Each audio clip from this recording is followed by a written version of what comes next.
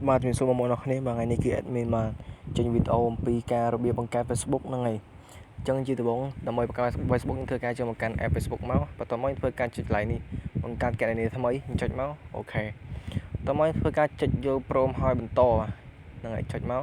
កន្លែងនេះគឺគេឲ្យដាក់ឈ្មោះ Facebook យើងចង់ដាក់ Facebook មិនឈ្មោះមិនអីមិនយើងចង់ដាក់មកឥឡូវខ្ញុំដាក់ឈ្មោះខ្ញុំអ្នកប្រយុទ្ធលើផ្ទៃទឹកចុះហ្នឹងហើយខ្ញុំដាក់ចុះឥឡូវបងប្អូនគ្នាដាក់ឈ្មោះបងប្អូនចង់ដាក់ស្រឡាញ់ទៅខ្ញុំដាក់ឈ្មោះខ្ញុំអីហ្នឹងហើយជួយដាក់ឈ្មោះយើងមក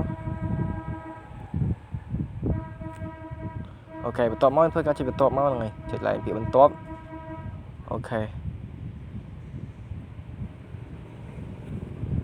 កន្លែងនេះគេឲ្យយើងដាក់ថ្ងៃខែឆ្នាំកំណើតយើងដាក់ថ្ងៃខែឆ្នាំកំណើតយើងមកឬក៏ក៏ដាក់ខ្លាំងៗក៏បានដែរអាហ្នឹងឲ្យតែអាយុលើ8 10គឺបានហ្នឹងហើយតើយើងហើយធ្វើការចុចពាក្យបន្តមកអូខេបន្តមកចុចពាក្យបន្ទាប់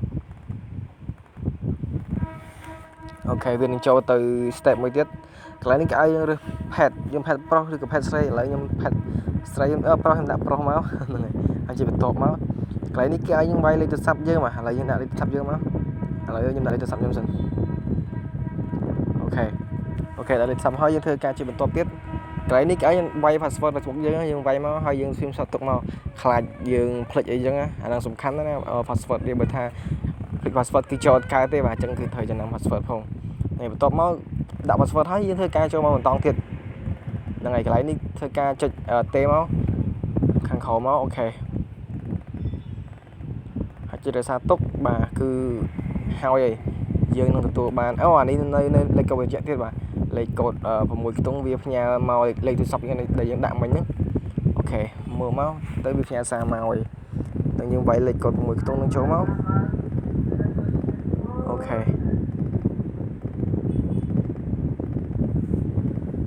តមកធ្វើការចុច Chrome ទៀត